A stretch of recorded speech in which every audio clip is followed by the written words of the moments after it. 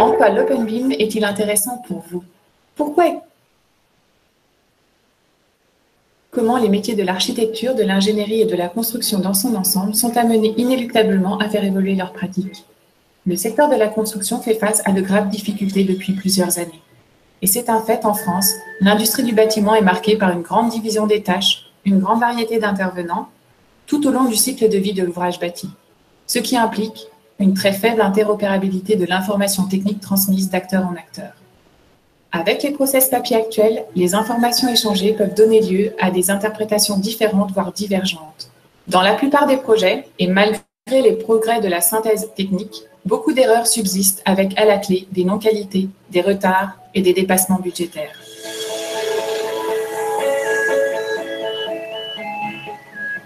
Comment les choses pourraient-elles changer? Eh bien, en partageant toute l'information technique de l'ouvrage bâti entre tous les acteurs, grâce à un format de données universel, standard, ouvert, et offrant la garantie d'une interopérabilité naturelle entre tous les outils métiers. Le BIM, modèle d'information du bâtiment, ou pour faire plus simple, maquette numérique, est en quelque sorte l'avatar digital du bâtiment physique. Chaque composante du bâtiment réel est représentée par un objet numérique équivalent dans une base de données qui utilise un format d'échange labellisé ISO, appelé IFC, et qui est lié à un dictionnaire standardisé de données produits, le Data Dictionary BSDD. Et en pratique, prenons un cas concret d'application de cette méthode de travail en BIM. Par exemple, un projet d'école. Le cahier des charges et les spécifications clients constituent bien entendu le point de départ qui va servir à initier le modèle. Modèle qui est amené à évoluer et s'enrichir tout au long du cycle de vie du projet. L'équipe de conception crée la première base de données BIM en utilisant un logiciel spécialisé, en général un logiciel de CAO. Le projet est donc modélisé objet par objet. Par exemple, une porte est choisie dans une bibliothèque d'objets qui attache automatiquement des informations comme sa position. On y ajoute ensuite les informations relatives aux dimensions, matériaux et couleurs, caractéristiques techniques, etc. Pour permettre de valider son implantation, le projet est positionné dans un environnement topographique numérisé. Le BIM permet de coordonner naturellement les différentes disciplines. Il permet par exemple d'analyser les performances énergétiques et impacts environnementaux pour répondre à la réglementation. Il permet aussi d'analyser les coûts de construction et d'exploitation, c'est-à-dire le véritable coût global du projet. Le modèle numérique BIM peut être envoyé à l'administration en vue d'un permis de construire. À terme, des outils centralisés permettront de vérifier quasi automatiquement la conformité réglementaire des projets. La maquette numérique BIM est avant toute chose un atout considérable pour mieux communiquer et donc mieux construire. Les caractéristiques techniques et environnementales des différents matériaux, produits et équipements du bâtiment sont prises en compte. Estimation et études de variantes sont également facilitées. Le client peut ainsi mieux choisir parmi les offres qui lui sont faites. Toutes les données relatives aux composants industriels viennent d'enrichir la maquette numérique au fur et à mesure des phases, jusqu'à leur pose sur le chantier.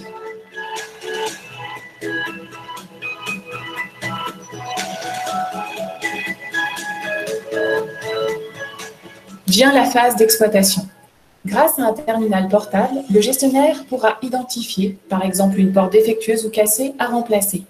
Toutes les informations concernant cette porte étant disponibles, il peut faire procéder à l'intervention qui est simultanément tenue à jour dans le BIM. Introduire une communication riche et fluide dans les process du bâtiment, c'est ça la révolution. Pour y parvenir, il est impératif de documenter et de partager les informations techniques via une terminologie standardisée et un format de données universel adopté par l'ensemble de la filière à l'échelle mondiale. Le respect d'un standard international ouvert garantit ainsi que chaque logiciel de la chaîne d'acteurs comprenne et exploite correctement les informations techniques et géométriques, ainsi que les données des composants industriels. Seuls les IFC répondent aujourd'hui à cet enjeu, développé par Building Smart, association internationale qui part. Ok. Donc pour cette vidéo-là, c'est bon. On va s'arrêter là. Donc en gros, ce que le BIM nous dit, c'est un truc assez simple.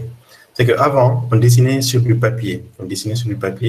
Ensuite, AutoCAD est venu et a effacé ce qu'on faisait avant, c'est-à-dire sur les dessins sur le papier. Maintenant, le BIM va venir et va révolutionner la manière de dessiner d'AutoCAD, c'est-à-dire qu'on va se débarrasser d'AutoCAD à un moment donné et on va travailler en BIM. Travailler en BIM, c'est quoi? C'est assez simple, c'est-à-dire que sur AutoCAD, quand on dessinait avant, on traçait deux traits et on imaginait que c'était un mur. On traçait des symboles pour dire que c'était une porte. On traçait d'autres symboles pour dire que c'était une fenêtre. Mais quand on va faire le BIM, on va modéliser des matériaux. C'est-à-dire, par exemple, si on veut dessiner un mur, on va modéliser un matériau qui s'appelle brique, un matériau qui s'appelle enduit et un matériau qui s'appelle peinture. Et dans chacun de ces matériaux, on va mettre des informations dedans. Par exemple, pour le matériau enduit, on va mettre une résistance thermique, on va mettre une porosité, on va mettre des éléments qui sont utiles lors des calculs. Donc, on va dessiner un mur à partir des différents matériaux qui le composent.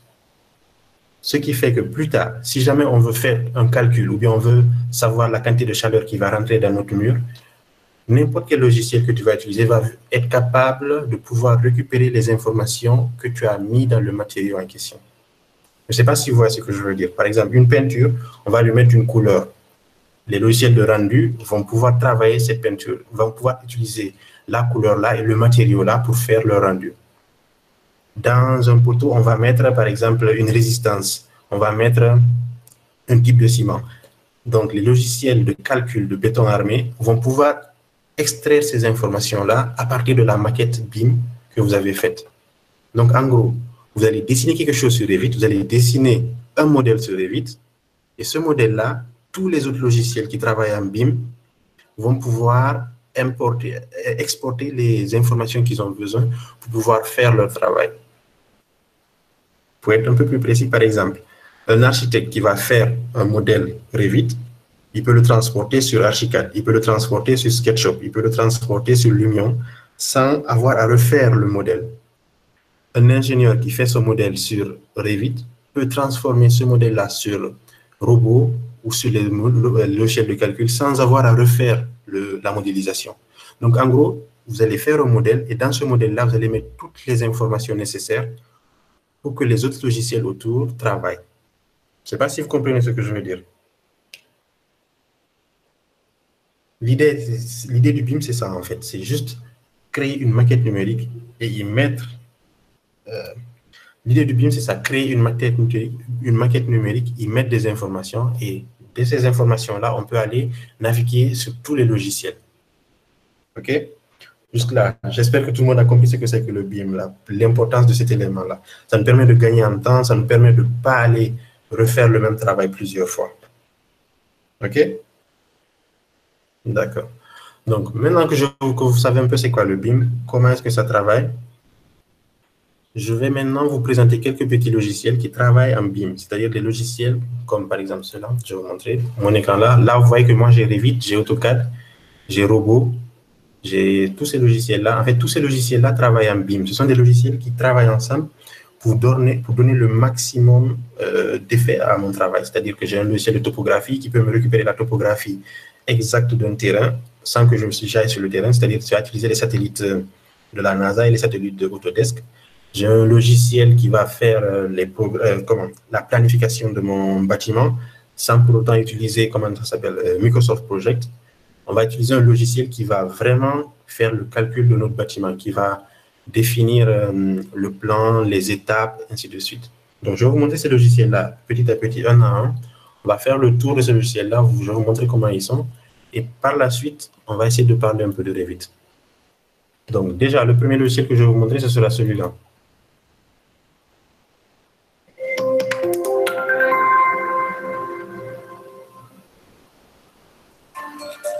Visual 5D, a specialist in the production of 4D construction. Donc, ce logiciel-là, c'est un logiciel de planification. Actuellement, on utilise, comment ça s'appelle, Microsoft Project. On met les tâches, on met les durées et ainsi de suite. Ensuite, on sort un fichier. Sauf que là, c'est un logiciel... animations used to communicate the activities of a build during the planning stages. We have helped to redefine how contractors present their bids by pushing boundaries of what can be communicated to win major contracts. Our realistic visuals, technical. Okay. Donc, par exemple, ce logiciel-là, l'idée, c'est simple. C'est qu'à partir de votre modèle Revit 3D que vous avez fait, vous allez ajouter un planning. Par exemple, vous allez dire que vous allez sélectionner une dalle et vous allez sélectionner la durée de construction de la dalle. Et à la fin, quand vous avez fini de faire votre planning, vous vous retrouvez avec une vidéo. une vidéo qui va vous dire que voilà, la première étape, c'est de faire cette dalle-là, ensuite de faire ce radier-là, ensuite de faire ce mur-là, ensuite de mettre l'enduit ici, et ainsi de suite. Et à la fin, vous aurez, comme vous voyez à l'écran là, un planning sur toute votre période de construction du bâtiment. Si vous êtes en retard, il vous dira que vous êtes en retard. Ce logiciel-là, il permet aussi de calculer l'emplacement des différents éléments de votre chantier. Par exemple, l'emplacement du gardien, l'emplacement des grues, l'emplacement optimum des grues, où est-ce qu'il faut creuser, où est-ce qu'il faut garder certains éléments. Ça, c'est un logiciel qui te fait la planification réelle dans le génie civil. Il s'appelle Synchro Pro. Je vais vous montrer après comment est-ce que vous pouvez le télécharger. Il faut juste retenir que actuellement, nous, on utilise Microsoft Project, mais ailleurs, ils ont déjà dépassé ça. Ils n'utilisent pas Microsoft Project, ils utilisent Synchro Pro ou bien V5D pour faire la planification de leur bâtiment. Et faire cette planification-là, c'est assez simple. Ça commence par votre maquette numérique que vous avez fait sur Revit. Et à partir de cette maquette numérique-là, vous pouvez exporter sur ce logiciel-là et affecter les tâches qui va vous donner une vidéo à la fin. Content and interactive interfaces have established us as leaders in the field, and we are the preferred supplier to some of the industry's largest contractors. At V5D, we have been working at the leading edge of computer technology during its most exciting era, with the adaptation of building information modeling into the construction industry. Donc là, vous voyez exactement comment ça se passait en fait. Ça se dessinait comme ça. Il y aurait une vidéo qui va se mettre dans ce sens-là. We have developed a process that links an animated 3D model with the program schedule. Là, par exemple, c'est l'emplacement des grues. L'emplacement optimum des grues pour certains éléments. Showcase the validity of a build in the most visually persuasive way to either a professional or non-technical audience, and give our clients a distinct competitive edge.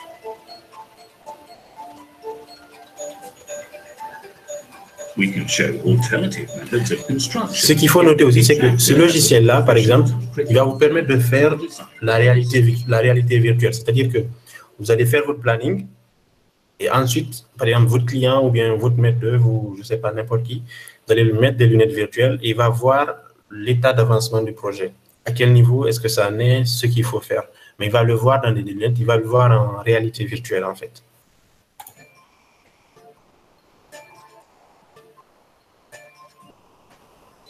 Our animations also show the site logistics setup, which can be a pivotal factor in winning projects by demonstrating strategies. Alassane Badé, vous avez posé une question, je n'ai pas entendu. Non, je ne vois plus l'image. Ah bon? Non. Les autres voient l'image ou pas?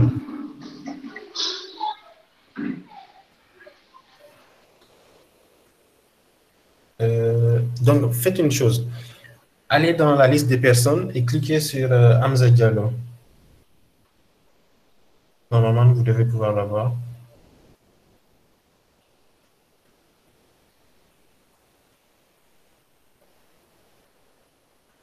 Used to preserve the surrounding environment. C'est bon?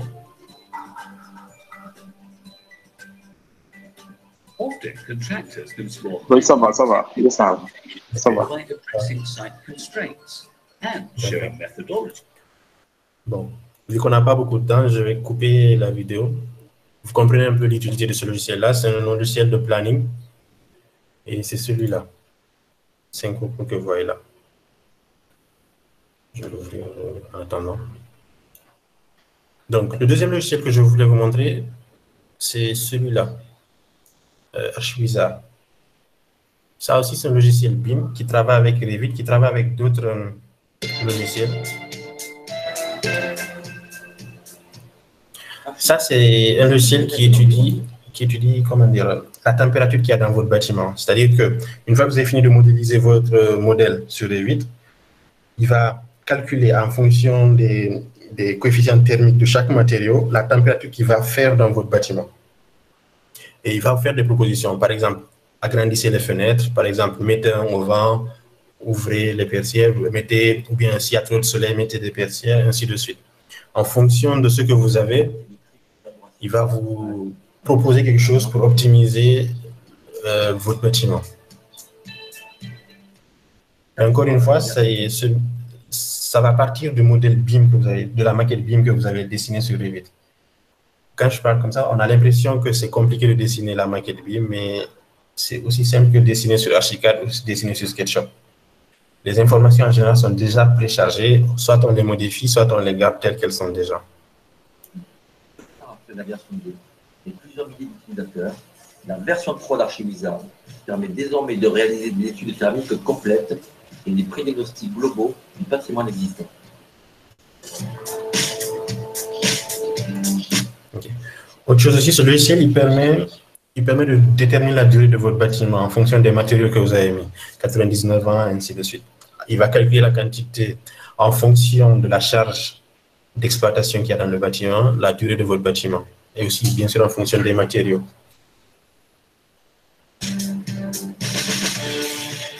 Archivisa offre aux professionnels du bâtiment de valider la conception de l'enveloppe, de maîtriser l'économie du projet et la performance bioclimatique avec moins de chauffage, moins de climatisation, moins d'éclairage artificiel, grâce à la maîtrise de l'énergie solaire, au travers notamment du vitrage et des connexions solaires, dans l'objectif d'un meilleur confort pour les occupants.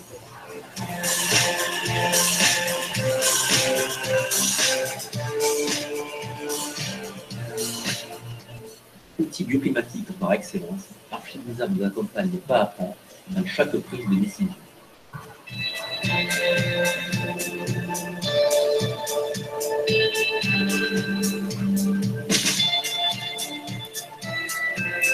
Bon.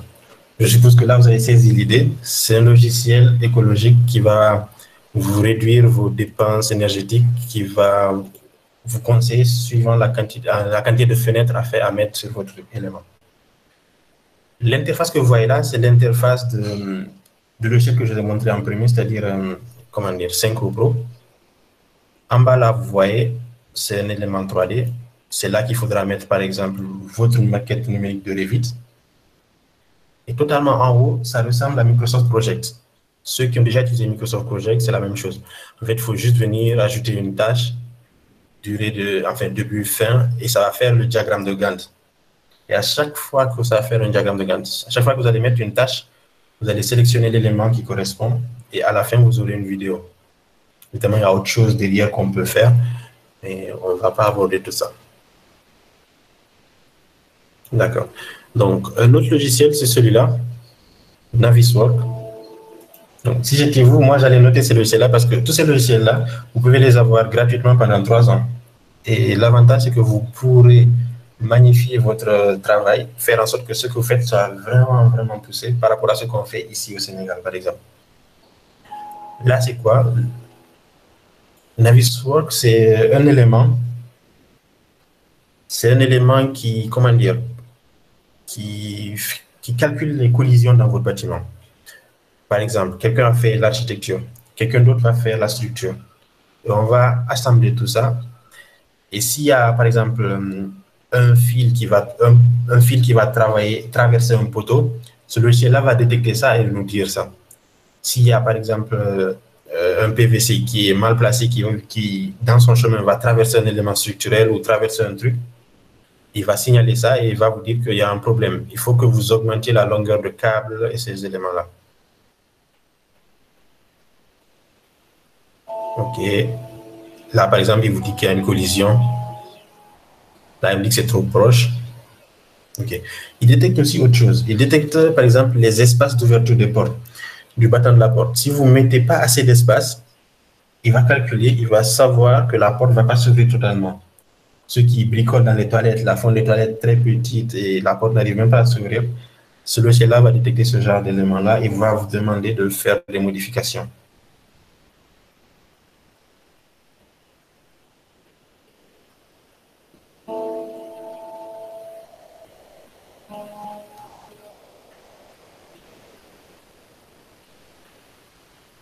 Pour ceux qui demandent si je peux enregistrer cette première partie-là, oui, je vais l'enregistrer. Bon, ce sera seulement cette partie-là qui sera enregistrée, ce premier cours-là, et je vais vous l'envoyer par la suite.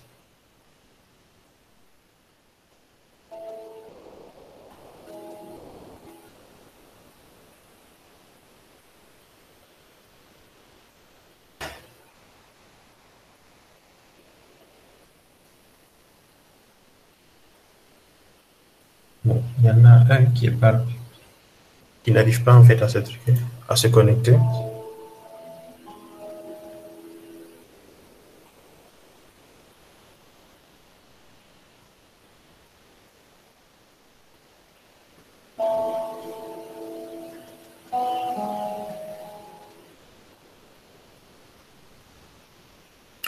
Bon, là encore, on va couper vu qu'on n'a pas beaucoup de temps. On va pas perdre notre temps sur ces logiciels-là. Mais je voulais juste que vous sachiez que ces logiciels-là existent, qui peuvent vous faciliter vraiment la vie. Ok. Juste là, quelqu'un a des questions ou pas? Ceux qui n'arrivent pas, n'ont pas de bon micro, vous pouvez poser la question sur le chat. Sinon, vous découpez votre micro et vous parlez.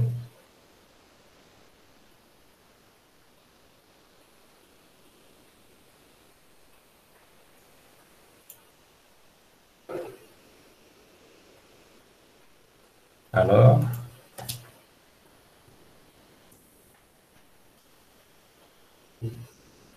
je considère qu'il n'y a pas de questions parce que là, j'entends rien.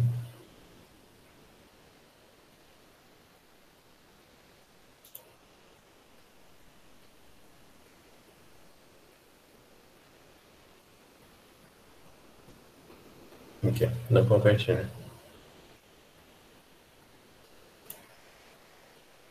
S'il vous plaît, parce que là, je ne sais pas trop si vous arrivez à suivre. Est-ce que vous pouvez écrire juste un message sur le chat que je sache en fait? Ok, parfait. Ok.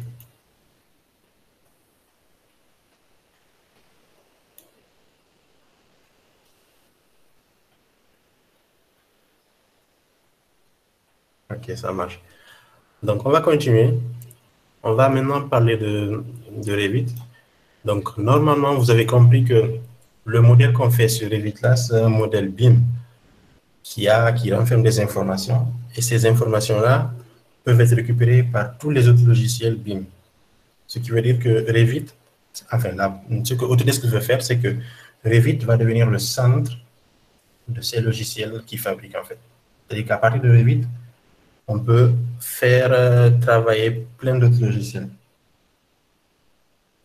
Alassane Baldé, non, ces logiciels-là ne sont pas du tout indispensables. Revit peut travailler tout seul. C'est juste que ce qu'il faut comprendre, c'est que Revit, c'est un logiciel qui apprend. Au fur et à mesure qu'on l'utilise, il apprend. À la base, là, quand vous allez sur Internet, vous allez voir des tutos de Revit, un Revit simple en fait. Un Revit avec comment on fait un mur, comment on fait des fenêtres, comment on fait telle chose. Mais c'est pas ça, c'est pas seulement ça Revit en fait. Si on vous dit que Revit c'est seulement ça, les gens vont vous dire que ouais, j'ai maîtrisé Revit, mais c'est pas ça Revit. Revit, ça va beaucoup plus loin que ça. C'est-à-dire que, en fait, à chaque fois que vous allez ajouter un logiciel sur votre ordinateur, il y a un module dans Revit qui va aller apprendre les fonctionnalités de ce logiciel-là. C'est-à-dire que j'ai Revit dans mon ordi, j'installe Lumion, Revit va aller prendre les propriétés de Lumion et mettre dans son système. C'est-à-dire que dans Revit, vous pouvez utiliser les objets de Lumion. La même chose, vous avez SketchUp, il va aller prendre les utiliser de SketchUp et va les mettre dans son système. Donc, plus vous avez de logiciels sur votre ordinateur, plus Revit va grandir, plus il va apprendre des choses, il va vous permettre de faire des choses. Raison pour laquelle, là, Revit, à la base, il fait juste architecture, structure, plomberie, électricité. Mais au fur et à mesure que vous allez utiliser Revit, il va faire des physiques virtuelles, il va faire de la réalité virtuelle, il va faire des rendus qui sont au même niveau que V-Ray ou bien Lumion, ainsi de suite. C'est-à-dire que le logiciel, il va apprendre des autres logiciels et il va se développer. À la base, Revit comme ça, il ne sait pas faire la descente de charge. Mais dès que vous allez installer robot sur votre ordinateur, Revit va apprendre à faire les descentes de charge et à faire le ferraillage. Dès que vous allez installer Gretec, il va apprendre à faire le ferraillage du Gretec. Il va apprendre à utiliser les outils du Gretec. En fait. Il va s'approprier ces outils-là et les utiliser dans son système. Vous comprenez ce que je veux dire? En fait, ce n'est pas un logiciel simple. À la base, oui, c'est un logiciel simple comme ça, comme Archicad et tout. Mais au fur et à mesure que vous l'utilisez, au fur et à mesure, il va grandir. Au fur et à mesure, il va se développer. OK. Donc là, par exemple, comment dire? Oui, j'écoute la question. Ok, donc là, on va continuer. Là, par exemple, je vais ouvrir un modèle. J'ai déjà ouvert un modèle. On va dire que ce modèle-là, c'est un modèle en fait qui a été fait sur Revit. Donc, une chose déjà, quand j'ouvre mon Revit ici et que vous voyez votre Revit, vous n'avez pas tous ces onglets que moi j'ai là. Vous voyez ces onglets-là, vous ne les avez pas tous. Vous avez quelques-uns. Mais au fur et à mesure que vous allez utiliser le logiciel, au fur et à mesure, le logiciel va apprendre. C'est-à-dire que là, il a appris Inkscape, il a appris ça, il a appris ça, il a appris ça. Il va mettre des onglets au fur et à mesure que vous allez l'utiliser. OK? D'accord. Donc là, par exemple, on a,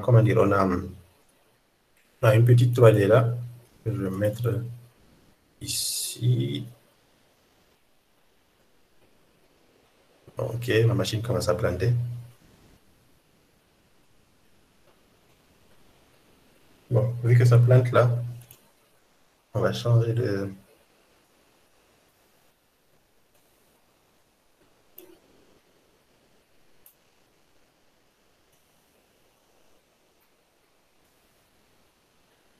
D'accord, on va passer à autre chose en attendant. Donc voilà quelques images en fait que j'avais capturées pour vous, pour qu'on puisse un peu débattre un peu de ce que Revit va vous permettre de faire.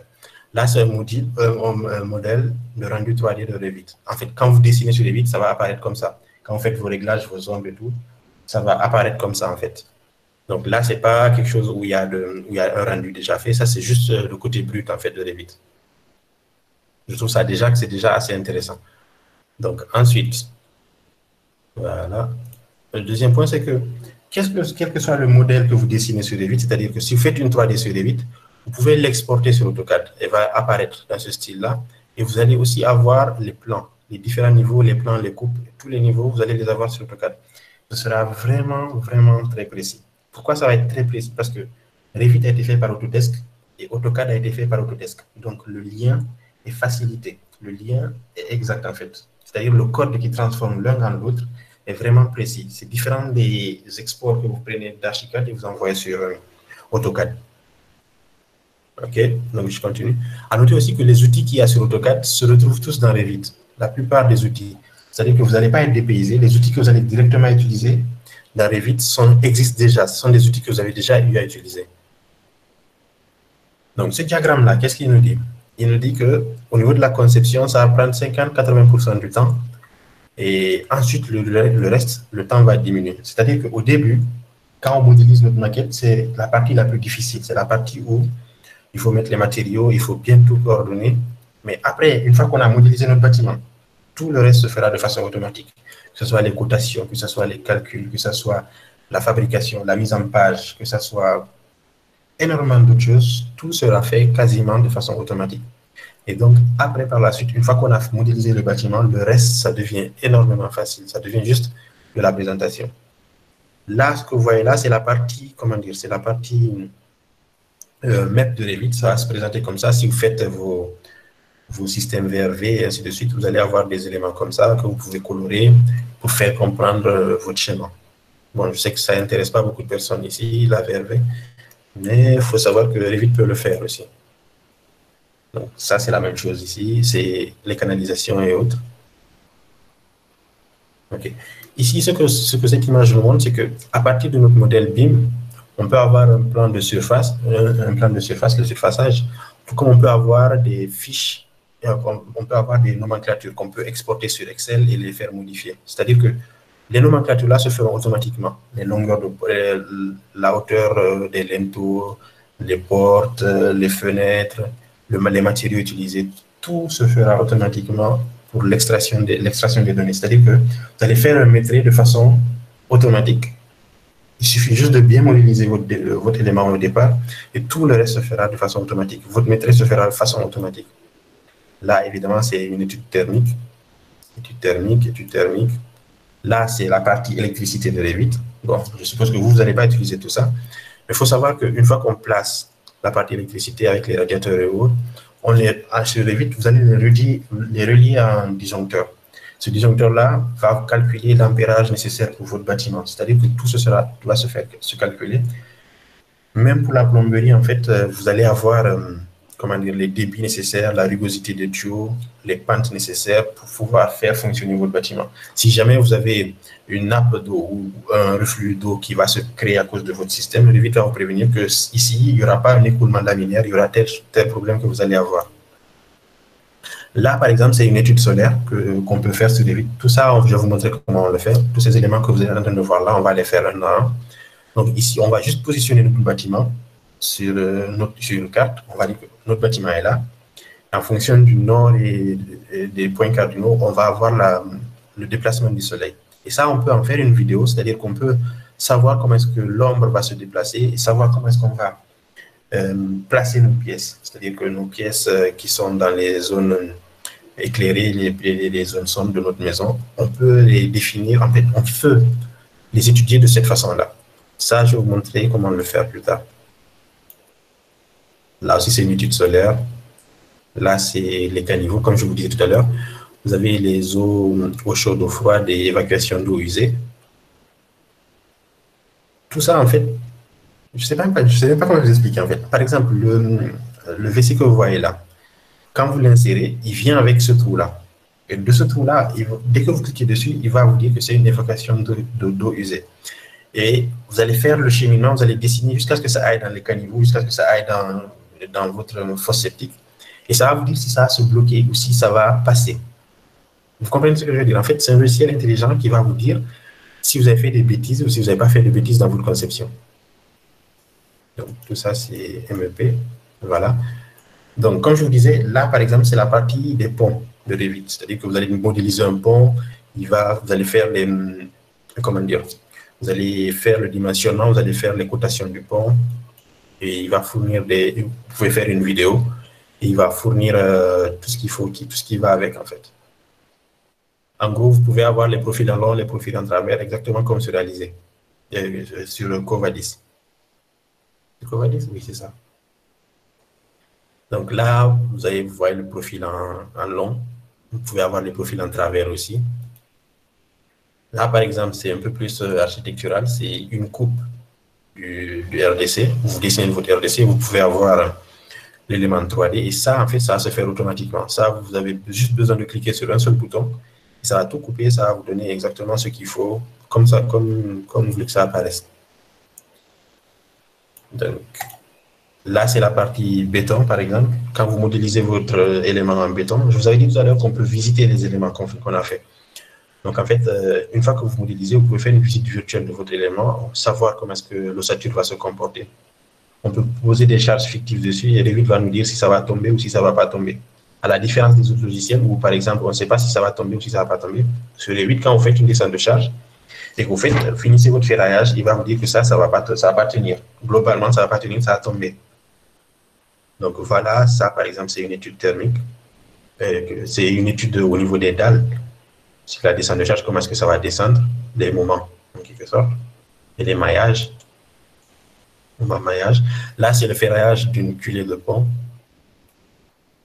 Et là, c'est le ferraillage automatique des poutres et autres. Bon, je sais que beaucoup de personnes, ça ne les intéresse pas. Là, c'est une visite virtuelle, par exemple. Vous allez faire lancer une visite virtuelle et vous allez vous balader dans votre bâtiment. Là, c'est ce que je vous disais, par exemple, le modèle Revit, vous le transformez en modèle robot structure, vous faites directement les calculs et c'est bon. Vous n'avez pas à revenir sur le robot, modéliser les axes, modéliser tous les poteaux et ainsi de suite. Vous avez juste à transférer le modèle sur le robot et lui-même va s'occuper de faire les axes, les poteaux et tout ce qui va avec. Donc, tout ça, c'est bon, pas besoin. Ici, c'est le transfert entre Archicad et Revit. Ça, c'est un modèle qui a été fait sur Archicad, par exemple. Vous le transférez sur Revit, il deviendra ça. Ce modèle sur Revit, transféré sur Archicad, il deviendra ça. On peut faire la même chose en allant vers SketchUp, en allant vers Twinmotion, Lumion, et ainsi de suite. Donc, ça, c'est une présentation de Revit que moi, j'aime bien, qui s'appelle éclater la vue, c'est-à-dire que ça va éclater tous les éléments, ça va les séparer. Et c'est vous qui allez les placer là où vous voulez qu'ils soient placés. C'est-à-dire que moi, c'est un truc que j'utilise beaucoup. Quand il s'agit de faire les plans, je mets toujours une petite 3D éclatée à côté. Donc, ici, c'est l'union. Je vais vous montrer ça tout à l'heure. OK, là, c'est l'union.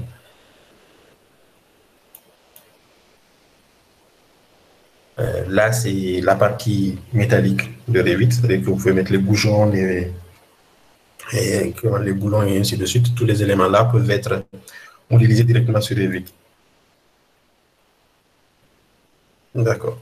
Jusque-là, est-ce que vous avez des questions? Ou est-ce que je vous ai perdu déjà?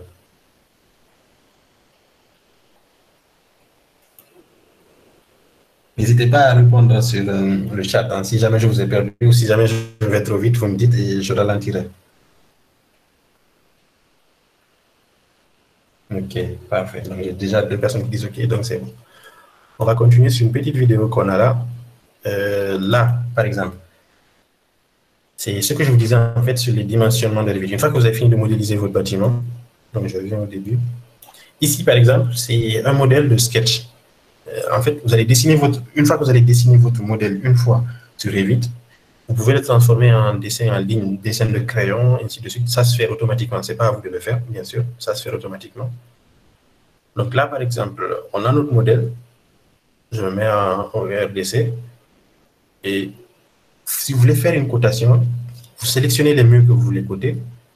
C'est-à-dire, je vais coter les murs en rouge là, que je vois là. Enfin, que je veux prendre en compte lors de ma cotation. Et une fois que c'est fait, j'appuie sur terminer et je tire ma cotation. Et automatiquement, j'ai toute ma ligne cotée. Je peux faire ça sur n'importe quel, sur tous les côtés et avoir directement une cotation très rapide et vraiment assez précise. Donc là, encore une dernière fois, cliquez sur terminer et vous tirez. À noter que ces cotations-là, ce n'est pas comme les cotations sur AutoCAD. C'est-à-dire si vous déplacez un mur, la cotation va s'adapter et va se déplacer en même temps. Elle va agrandir en fonction de ce que vous voulez comme cotation. Donc, autre chose que Revit nous donne, par exemple, c'est ce dont je vous parlais tout à l'heure là, la cotation, l'éclatement. Donc là, par exemple, c'est un bâtiment que j'avais fait. Et une fois qu'on le sélectionne, on peut l'éclater, faire en sorte qu'il se représente de cette façon-là.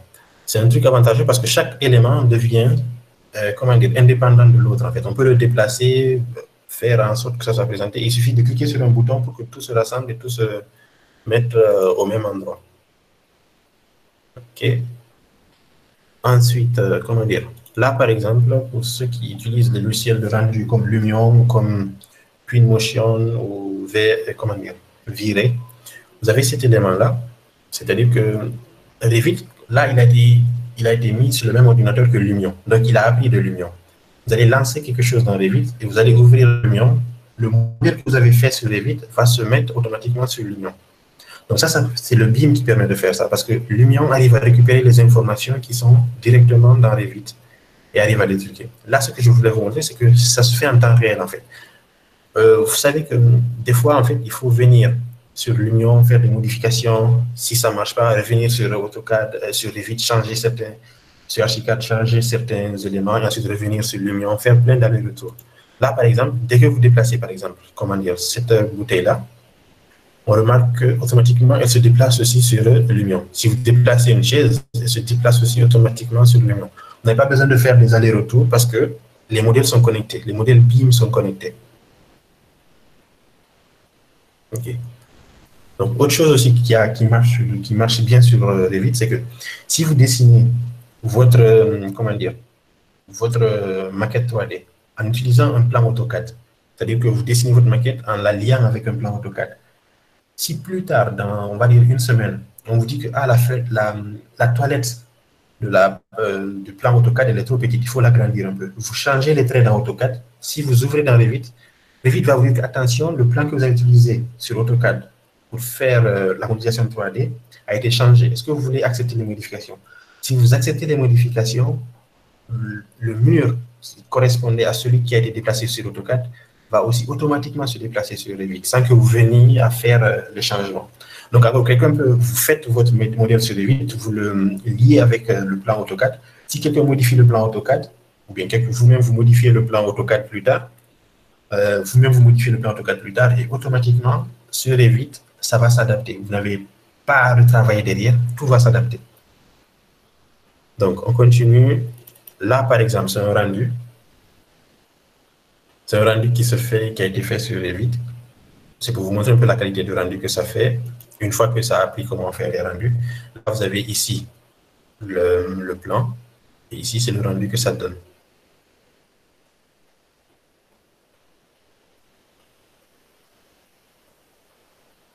OK.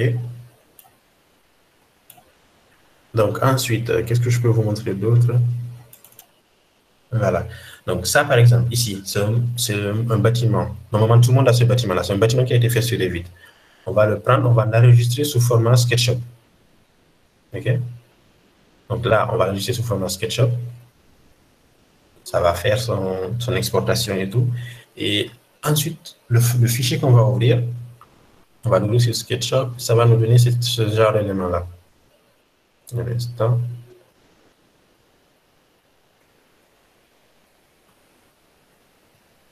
Donc, ça va nous donner cet élément-là. Là, c'est sur SketchUp, l'exportation de Revit vers SketchUp. Moi, je trouve que c'est déjà assez bien fait, assez joli. Et si jamais vous maîtrisez Revit, donc faire les plans SketchUp, il vous suffit d'appuyer sur un bouton, deux boutons pour transformer votre modèle en Revit, en SketchUp, pour que celui qui veut utiliser SketchUp utilise SketchUp directement et qu'on ne vienne pas vous embêter. Et évidemment, on peut prendre un plan SketchUp, l'envoyer sur Revit et que ça devienne exactement comme ce qu'on avait là au début. Donc, tout à l'heure, je vous parlais du métré. Le métré, c'est ça. Par exemple, là, j'ai mon modèle. Je vais juste demander à Revit de calculer le métré. Il va faire son calcul. Une fois qu'il finit de faire son calcul, je vais cliquer sur le bouton exporter. Et qu'est-ce qu'il va me faire? Évidemment, là, j'ai choisi Excel. Je vais dire exporter. Qu'est-ce qu'il va me faire? C'est qu'il va récupérer Excel. Il va ouvrir lui-même Excel et il va se mettre à faire lui-même les cases, les trucs. En fait, je ne vais rien faire sur Excel. Lui, il va juste classifier les choses selon les trucs enfin, qu'on lui a dit de faire. Les surfaces de mur, les pièces, ainsi de suite. Il va tout faire de lui-même. Il va vous faire un résumé à la fin. Et je vais avancer pour faire passer un peu. Vous voyez, là, c'est les fenêtres. Il a récupéré les fenêtres. Il a fait des coupes. Il a fait des photos. Il a mis la largeur, la hauteur. Il a mis plein d'éléments. Il a mis les portes. Et il a mis, par exemple, les sols. Il dit que la faïence, on a 14, l'enduit, on a 23 mètres carrés, et ainsi de suite. En fait, il vous calcule exactement ce que vous avez dans votre bâtiment de façon automatique. Ensuite, c'est vous qui allez venir vous séparer de ce que des lignes dont vous n'avez pas besoin, des colonnes dont vous n'avez pas besoin. Okay.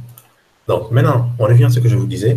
Revit tout seul ne pourra pas faire exactement tout ce que je viens de vous montrer là. Tout seul, il va modéliser, il va faire les plans, il va dessiner, il va être excellent, mais il n'aura pas ce surplus de BIM tant que vous n'avez pas appris à Revit à apprendre les choses des autres logiciels.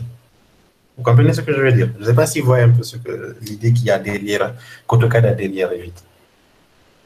Donc, si on vous dit, est-ce que tu connais Revit?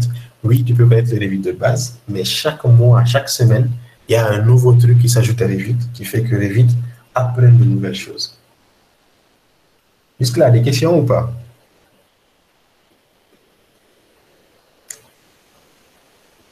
Je ne vais pas trop vite.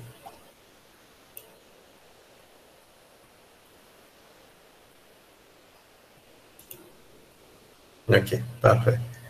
Donc ici, par exemple, je vais ouvrir le plan, une feuille là. On va dire, je vais ouvrir cette feuille-là, ici. Donc, une autre chose que Revit fait bien, c'est ça. Tout le monde connaît les codes barres.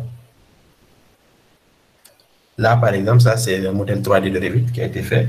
Moi, je trouve déjà que le modèle, on dirait déjà un rendu, tellement il est bien fait, tellement les matériaux sont bien représentés, quand on regarde bien. Maintenant, ici, bon, là, ce n'est pas une photo, hein, c'est un modèle. Je vais cliquer dessus, vous allez voir. C'est un modèle, en fait. Je peux sélectionner les éléments, les déplacer, ainsi de suite. C'est une photo. C'est pas, qu'est-ce que je raconte? Ce n'est pas une photo, c'est... Vous voyez ce que je veux dire? C'est un modèle, en fait. On peut déplacer les éléments, les changer et les truquer. Donc, OK. Ici, ça s'appelle un code barre. On peut sur Revit associer un rendu sur chaque élément. Enfin, sur un plan, par exemple, on peut mettre un code barre. Ce code barre-là, si vous prenez votre téléphone et que vous le scannez, je ne sais pas ceux qui ont le téléphone libre, prenez votre téléphone, scannez ce code barre-là, il va vous envoyer sur un endroit où on a stocké le rendu de cette image-là. Et ce n'est pas n'importe quel rendu, ce sera un rendu où vous pouvez vous balader dedans, en fait, avec votre main, votre téléphone. C'est-à-dire que vous pouvez tourner à gauche, à droite, regarder ce qu'il y a autour. Il suffit de scanner ce code barre et ça, vous pourrez le faire ailleurs. D'ailleurs, attendez, je pense que je peux le faire là. Il y en a qui ont réussi à le faire, qui essaient de le faire, ou bien ce n'est pas la peine que je le fasse que pour vous montrer.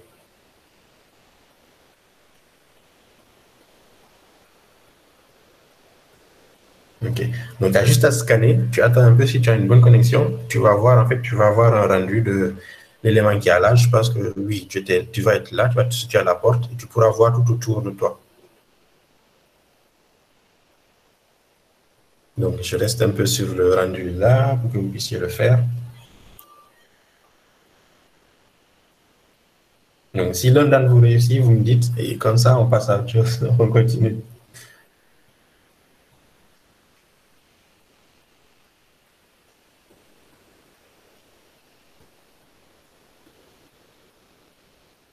Voilà, c'est exactement ça, chacun. C'est comme une visite guidée. Hamza. C'est qu'on peut, maintenant, sur chaque élément là, sur chaque plan là, on peut associer un code barre et faire en sorte que, voilà, notre client, au lieu de voir juste le rendu là, il va pouvoir se balader dans sa maison juste avec son téléphone, juste parce que vous lui avez envoyé ce plan là avec un code barre. Et personnellement, je vais vous avouer une chose, ça c'est un truc que moi j'utilise beaucoup dans mes plans. Quand j'envoie un plan, je mets toujours ce code barre-là et souvent, les clients que j'ai, ils sont bluffés par ce truc-là et souvent ils me refilent le contrat, ils me disent « Ok, d'accord, vas-y, fais ». Parce que ça donne l'air d'être un professionnel, l'air de savoir ce que tu fais, l'air d'être au-dessus des autres en fait, d'être plus en avance par rapport à ce qui se fait d'habitude. Donc ce code barre-là, c'est un truc qui est vraiment, vraiment excellent. En plus de ça, j'ai des lunettes virtuelles aussi. J'ai des lunettes virtuelles aussi et ces lunettes virtuelles-là vous permettent de vous balader directement dans votre maison. En fait, comment dire, Revit vous donne ces outils-là pour décrocher des marchés, pour aller plus loin, pour bluffer les gens, vous leur montrer que ce que vous faites, pour magnifier en quelque sorte ce que vous êtes en train de faire. Chacun pour le code barre, on reviendra plus tard dessus. Là, je ne peux pas le faire là comme ça, je vais vous montrer plus tard comment on le fait. En fait, il faut faire d'abord le rendu et une fois que vous avez fait ce rendu panoramique-là, vous affectez à ce rendu-là votre code barre. Ok, jusque-là, normalement, tout est bon. Là, par exemple, Sketch, RDC Sketch, je vous montre autre chose. Vous avez la possibilité de faire des dessins de ce type-là sur Revit, c'est-à-dire que comme si vous aviez fait un truc à la main, mais il faut savoir que ce n'est pas un dessin fait à la main, c'est des murs, des trucs que vous avez dessinés. Et ensuite, vous avez décidé de le transformer en coup de crayon. Ça va apparaître comme ça, mais c'est un fichier Revit, c'est un plan que vous avez dessiné. Chaque élément a son truc là. OK? Donc, on ferme tout ça. Ça, c'était la première partie. C'était vous expliquer c'est quoi le BIM, ce que Revit vous apportait par rapport aux autres logiciels. Bon, il y a d'autres choses. J'ai juste pas montré tout ça, mais il y a autre chose qu'on peut faire avec. Il y a d'autres choses qu'on peut... où Revit nous donne des outils vraiment importants pour pouvoir aller beaucoup plus loin. Mais là, je ne vais pas vous montrer tout ça. On va le voir au fur et à mesure qu'on va essayer d'avancer. Donc là, je vous donne la parole. Je vous donne la parole pour 5 minutes.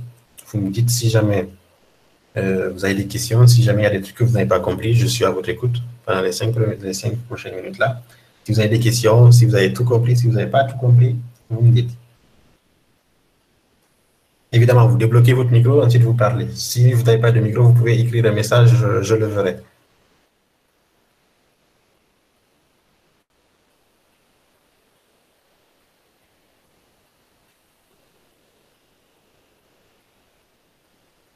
C'est bon pour tout le monde alors? J'ai jamais vu un groupe où on ne m'a pas posé de questions comme ça.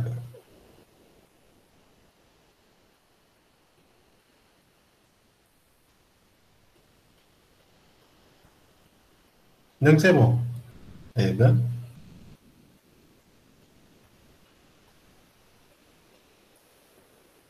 En fait, ok. Concernant les liens entre Revit et les logiciels de rendu, c'est un truc assez simple. Là, par exemple, tu vois les onglets qui sont en haut là. Il y a un onglet qui s'appelle Lumion ici. Tu vois, là, tu as Live 5. Il suffit d'appuyer sur Play là, et automatiquement, le fichier que tu as sur Revit va se transformer en fichier Lumion. Les deux logiciels vont s'ouvrir et ils vont travailler en collaboration. Donc, tu peux mettre, si jamais tu ajoutes un matériau ici, tu ajoutes une table ici sur Revit ou n'importe quoi, automatiquement, la table va se dupliquer sur Lumion avec le rendu. Autre chose, par exemple, vu que Revit est au centre de tous les autres logiciels, au centre du BIM, il arrive à lire tous les autres logiciels. C'est-à-dire que si vous prenez une table qui a sur SketchUp, on peut la mettre sur Revit et l'utiliser. Si vous prenez un lit que vous avez déjà sur SketchUp, vous la mettez dans Revit et vous l'utilisez. Ça va passer.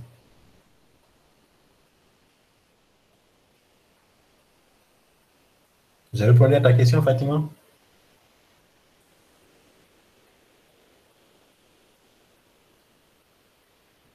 Oui, oui, bien sûr. On peut ne pas lier les deux. En fait, c'est seulement si tu appuies sur le bouton Play là que tu vas lier les deux. Si tu n'appuies pas sur Play, les deux sont indépendants. Tu peux juste prendre le fichier, l'ouvrir sur Lumion et ça va.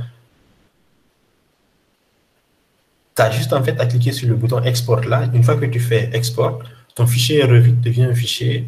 On te crée un fichier Lumion en fait que tu peux mettre sur Lumion et travailler dessus sans pour autant changer ton fichier Revit de base. En fait, tu as le choix, soit tu travailles lié, soit tu ne travailles pas lié. Et moi, j'aime travailler lié parce que c'est plus facile pour moi. Avez-vous une autre question?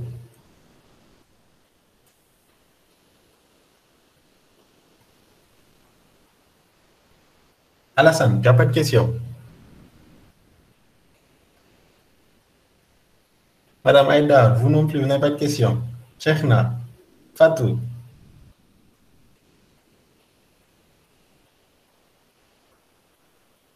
D'accord. Si vous n'arrivez pas à poser vos questions là, vous n'hésitez pas à vous les poser sur le groupe WhatsApp aussi. Là aussi, je peux le voir.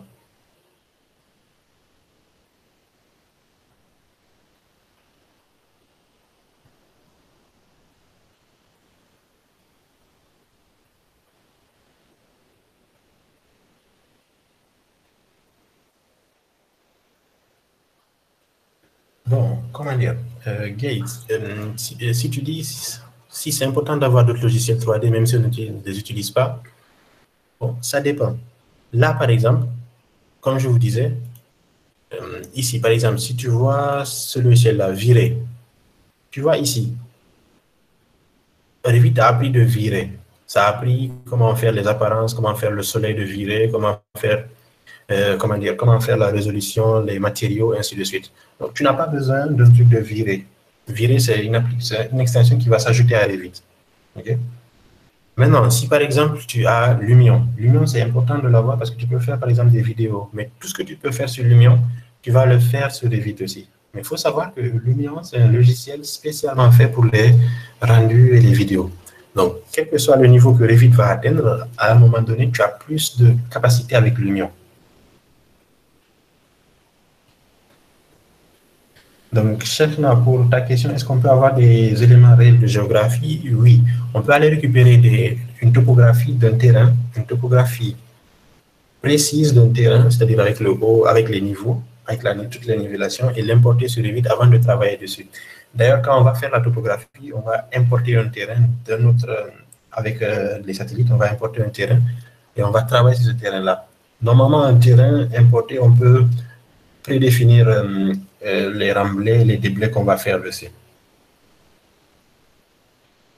Donc oui, on peut obtenir une topographie assez précise sur Revit, tout comme on peut dessiner nous-mêmes notre propre topographie si on veut faire un truc rapide. Ok, une autre question? Il vous reste 3 minutes là.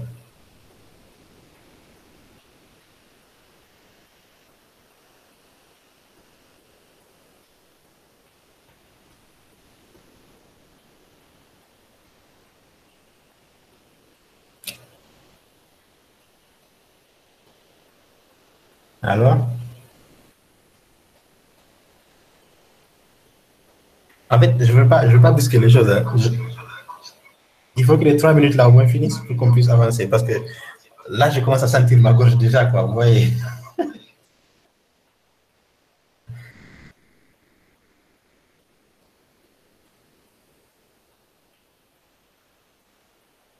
Je suis sûr qu'il y a des choses que vous n'avez pas comprises.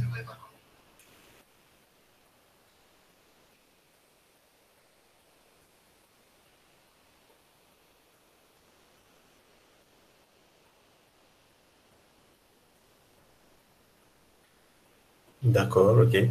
Donc, vu que personne ne se manifeste, ce qu'on va faire, c'est qu'on va continuer.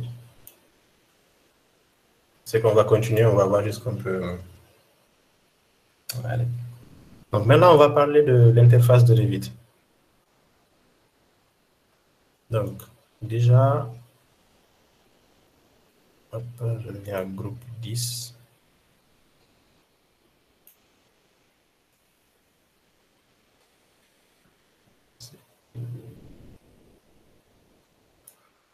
Je vais mettre une couleur dessus, histoire de mettre du rouge. Hamza, tu n'as pas répondu à ma question. Ah oui, Jean-Marie, vas-y, c'est quoi la question? Je n'ai pas écouté. J'ai demandé si avec Revit, on peut faire des projets routiers. Si avec Revit, on peut faire des projets routiers. Oui. Oui, on peut faire des projets routiers. C'est juste qu'il va falloir que tu apprennes comment est-ce que Revit fait les projets routiers. Donc là, par exemple, tu vois, site designer. C'est des routes, comment dire, des têtes plein d'éléments. On peut faire un projet routier, mais jusqu'à présent, je n'ai pas eu à dimensionner un projet routier. J'ai toujours utilisé Alizé pour ça. Et évidemment, tu as le module de pont aussi. Là, par exemple, tu vois, superstructure, sous-structure, les éléments, les poutres, la précontrainte. Tu as plein d'éléments en fait que tu peux utiliser pour faire les ponts et les routes. OK. Mais ce qu'il faut savoir, c'est qu'il faut d'abord que tu maîtrises la partie architecture. Si tu ne maîtrises pas la partie architecture, tu ne sais pas comment mettre les choses correctement, tu ne pourras pas faire le reste en fait. C'est pour ça que je commence toujours par ce module architecture-là. OK. D'accord.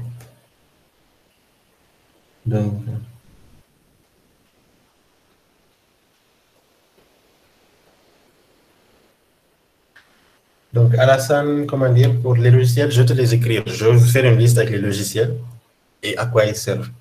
Là, ce sera à vous de voir si vous voulez les télécharger plus tard, les utiliser ou pas. Mais ces logiciels-là, tu n'en as pas forcément besoin.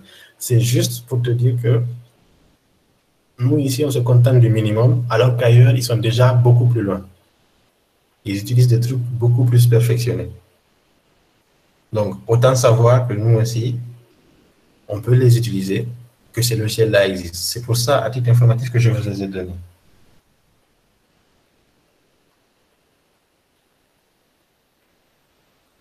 Donc, Sidibé, comment dire?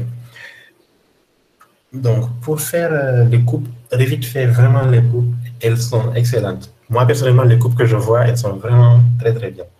Et tu n'as pas besoin de les retravailler. Tant que tu respectes la manière de dessiner. Si tu dessines bien la coupe que tu vas faire, tu n'as même pas besoin de la travailler. D'ailleurs, moi, je ne regarde même pas la coupe, je coupe, j'annote et je balance.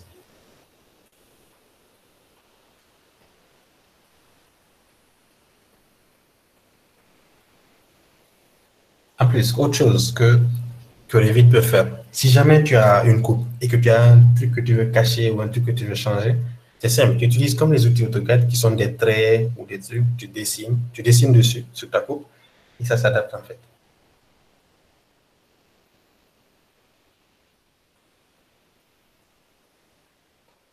OK. Donc, jusque-là, normalement, c'est bon. Tout ce qu'on a fait jusqu'à maintenant, c'était de la théorie pour montrer à quoi Revit servait. Et c'était quoi la place de Revit dans tout l'autosystème Autodesk. Et est-ce que vous avez compris à quoi ça sert? Donc, un petit oui, ça me ferait plaisir.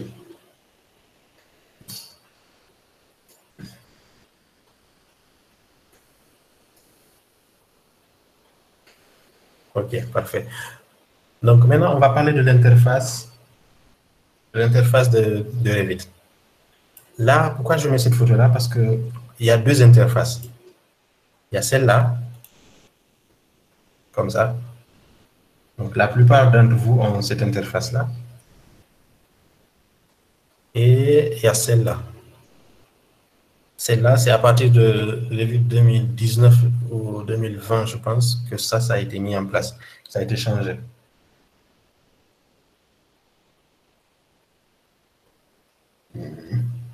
Audrey, je ne sais pas ce que tu as raté. C'était quoi, c'était quoi la dernière chose? Bon, c'est pas grave. On verra ça après, Audrey. Donc, on va continuer dessus déjà et après, plus tard, on verra. Donc, comme je vous disais, en fait, vous avez les deux interfaces là, mais je pense qu'aucun d'entre vous n'a cette interface-là, non? Je pense qu'on va donc travailler sur cette interface-là. Et Ibrahima, 1 heure, c'est pas suffisant. Sinon, on va passer tout le mois à faire des cours de Revit. Au moins 2 heures pour qu'on puisse avancer. Donc, voilà. L'interface de Revit que vous avez, c'est ça. Et il faut noter qu'il y a les éléments qu'il y a là, en fait, c'est... Vous avez cette partie-là. Ensuite, on a cette partie-là. Celle-là. Et celle en bleu ici. Voilà. Donc, en rouge, ce que vous voyez en rouge là, c'est marqué projet. Ça, c'est la partie où vous allez réaliser votre projet.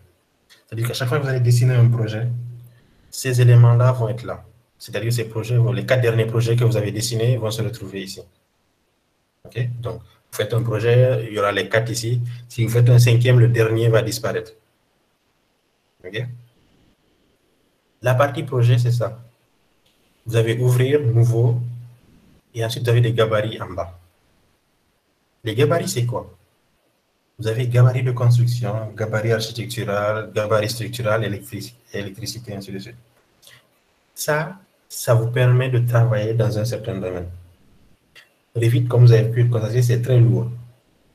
Donc, si vous faites de l'architecture, vous ouvrez un gabarit architecture et vous dessinez dedans. Dans un gabarit architecture, vous avez des portes, vous avez des fenêtres, vous avez plein d'éléments architecturaux, des fleurs, ces éléments-là. Mais vous n'avez pas de poteau structurel, vous n'avez pas de poutre ni de semelle, et ainsi de suite. Dans le gabarit structure, vous avez tout ce qui est structure, c'est-à-dire poutre, comment ça s'appelle? Radier, poteau, semelle, tous ces éléments-là seront là. Ferraillage sera là. Vous avez dans les gabarits climat, vous avez tout ce qui est ventilation, tout ce qui est plomberie, électricité, ainsi de suite, sera là-bas. Ensuite, vous avez le gabarit construction, où vous avez un peu de tout. Jusque-là, c'est bon, c'est pas compliqué. Ce qu'il faut savoir, c'est que ces gabarits-là, au fur et à mesure que vous dessinez, vous allez enregistrer des nouvelles choses, vous allez les améliorer. Ça, c'est très important.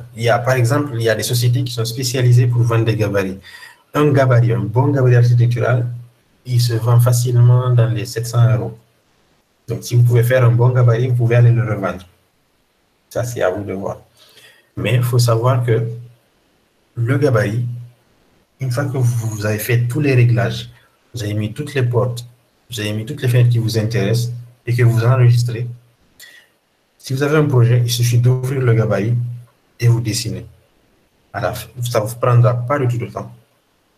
Je vous ai montré un graphe tout à l'heure qui vous disait que le début est le plus compliqué, mais après, tout devient automatique. Tout devient automatique par la suite. Donc, il faut savoir que le but de ce cours, c'est qu'à la fin, vous puissiez enregistrer votre gabarit. Ok, donnez-moi une seconde. Il y a une dernière personne.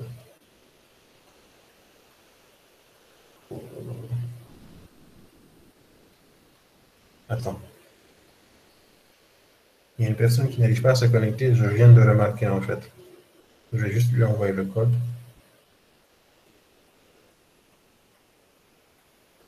Ensuite, je reviens.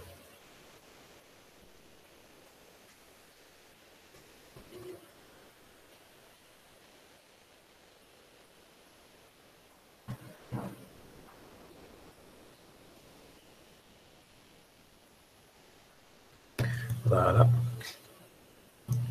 Donc, ensuite, donc, si vous avez bien compris, la partie là, c'est les projets. Tout ce que vous avez dessiné comme projet, ce sera ici. Et en bas là, vous avez les familles. Les familles, c'est les tables, les lumières, les pots de fleurs, et ainsi de suite. Ça, ce sont des éléments constitutifs d'un projet. Ici, si vous ouvrez cette partie-là, vous vous retrouvez comme dans l'interface de SketchUp. C'est-à-dire que vous allez faire des extrusions pour dessiner ce que vous avez à dessiner. Et ensuite, la famille que vous avez créée là, une porte, une fenêtre, ainsi de suite, c'est ça les familles. Vous allez les importer dans votre projet. Donc, par exemple, on peut créer une famille de briques, une famille de portes, une famille d'enduits. Ce sont dans ces familles-là qu'on va insérer les informations BIM que tous les autres logiciels vont pouvoir lire. OK? Ici, dans la partie ressources, c'est des vidéos tutos, et ainsi de suite. OK? Donc, on continue. Je vais enregistrer ça. Donc, cette partie-là, ce fichier-là, comme je vous disais, je vous l'enverrai tout à l'heure. Donc, on ferme ça. Et on va ouvrir. Nouveau. Donc, comme je vous l'ai dit tout à l'heure là, vous cliquez sur Nouveau ou vous cliquez directement sur un gabarit. Malheureusement, sur 2020, il n'y a plus les gabarits. On est toujours obligé de cliquer sur Nouveau. Donc, on va cliquer sur Nouveau. On va laisser sur Projet.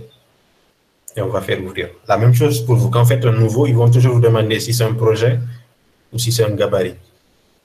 Donc, n'oubliez pas que le gabarit, c'est l'élément de départ sur lequel on va dessiner notre projet. Et un projet, c'est déjà un gabarit ouvert et c'est un projet qu'on va dessiner dessus. Donc là, je fais Hamza projet, je fais OK. Donc, une fois que je fais ça, il va m'ouvrir mon gabarit.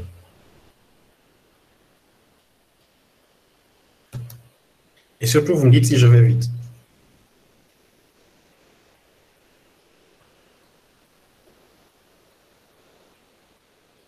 Oh, j'ai 38 messages.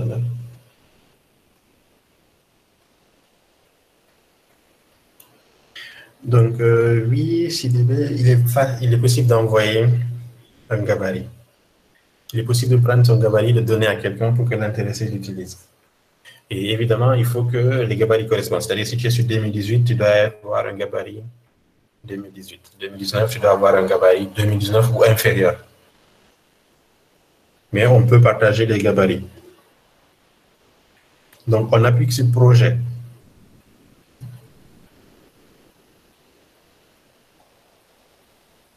Donc, je vais mettre toute la base sur vous.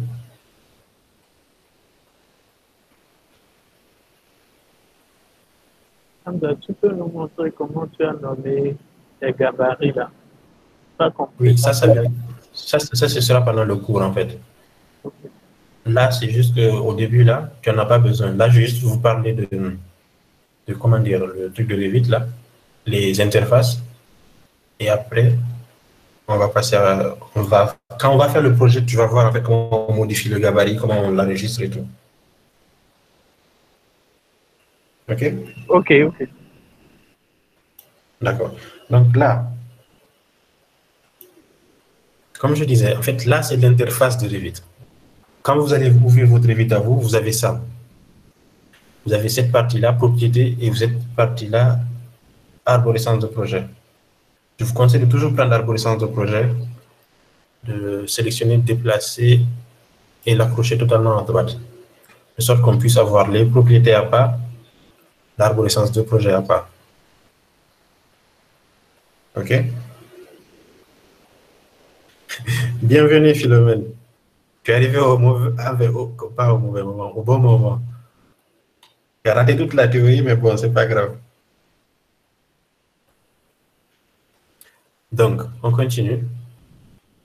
Pour faire un petit récapitulatif, là, je suis en train d'expliquer l'interface de base de Revit. Comment est-ce que les choses sont organisées. Donc, ici, ça. On a la première partie là, et la partie des propriétés. Les propriétés, c'est quoi? C'est les propriétés de l'élément qui sera dessiné ici. Si vous faites un mur ici, les propriétés deviendront les propriétés de mur. Si vous laissez là comme ça devient les propriétés du plan d'étage. Quand vous voyez les 4 points là, ça veut dire que vous êtes sur une vue en plan. Je vais prendre un exemple. Par exemple, je clique sur le mur et je dessine là. Je prends notre mur parce que celui-là est trop petit. Je prends celui-là. Je dessine un mur, comme ça. Si je clique sur le mur, la propriété devient les propriétés du mur de base. Là, mur aglo 18, ça c'est son nom. Là, c'est mur aglo 18, ça c'est son nom. Donc, on en reparle après. Donc ici, vu que j'ai sélectionné cet élément-là, il n'y a que les propriétés de l'élément sélectionné qui apparaissent.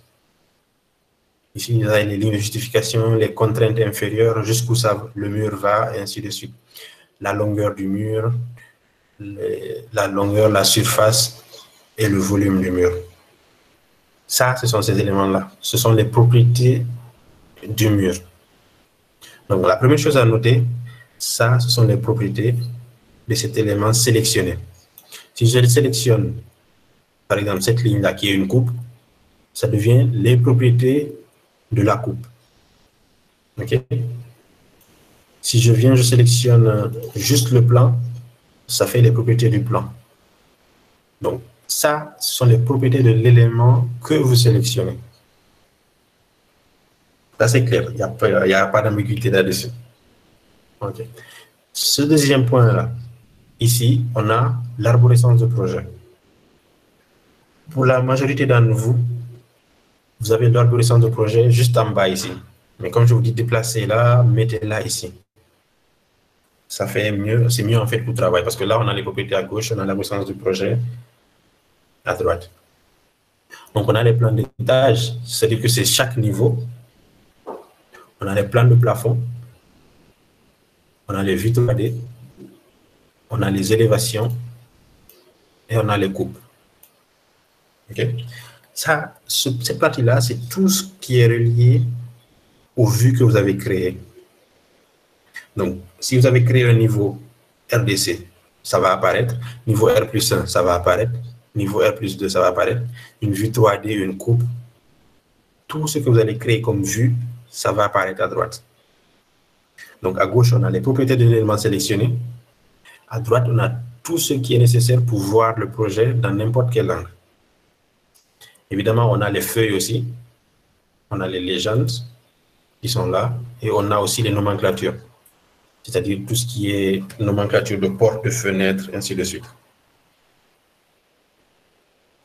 Jusque-là, ce n'est pas compliqué, non? À gauche, propriété. À droite, arborescence de projet. Tout ce qui est lié aux vues. À noter que certains d'entre vous n'auront pas toutes ces vues-là, tous ces trucs pré-réglés là, parce que ça, c'est mon gabarit à moi. Mais pendant le cours, pendant le projet, je vais faire, j'utilise un gabarit par défaut, celui que vous avez. Donc, on va tout créer ensemble. Là, je vous montre juste. Donc, ici, on a les plans d'étage, on a les RDC, on a les vues 3D. Si vous n'avez pas les vues 3D, une fois que vous créez une vue 3D, ça va apparaître. Si vous créez une coupe, ça va apparaître. Donc, vous n'aurez pas tout ça, mais c'est en créant les éléments que ça va apparaître. OK. Donc, vous avez ça et ça. Le troisième élément, c'est cet élément-là que vous avez, qu'on appelle les onglets. OK. Les onglets, c'est quoi? Les onglets, c'est tous les éléments, en fait, qui vont nous permettre de dessiner. Architecture, c'est-à-dire on a les murs, les portes, les fenêtres. Dès que vous allez penser à modéliser un élément, un mur, une porte, une fenêtre, un toit, un sol, des rampes, des escaliers, des textes, des garde-corps, vous venez dans l'architecture. Dès que vous pensez à modéliser un élément, architecture. Ensuite, vous avez structure. Dès que vous pensez à un élément structurel, poutre, poteau, sol, des systèmes de poutre, des assemblages, semelles, ferraillage, ainsi de suite, vous venez directement dans la structure. À noter qu'ici, on a un mur et ici aussi, on a un mur. C'est quoi la différence entre les deux? C'est que dans le mur ici, architectural, ce n'est pas un mur porteur. C'est juste un mur. Dans la structure, ce n'est pas un mur, c'est un voile. Donc, il faut faire la différence. Donc, tout ce que vous allez dessiner en utilisant les outils de structure vont permettre de faire des calculs. Tout ce que vous allez dessiner dans l'architecture, ça va être juste de l'architecture. OK?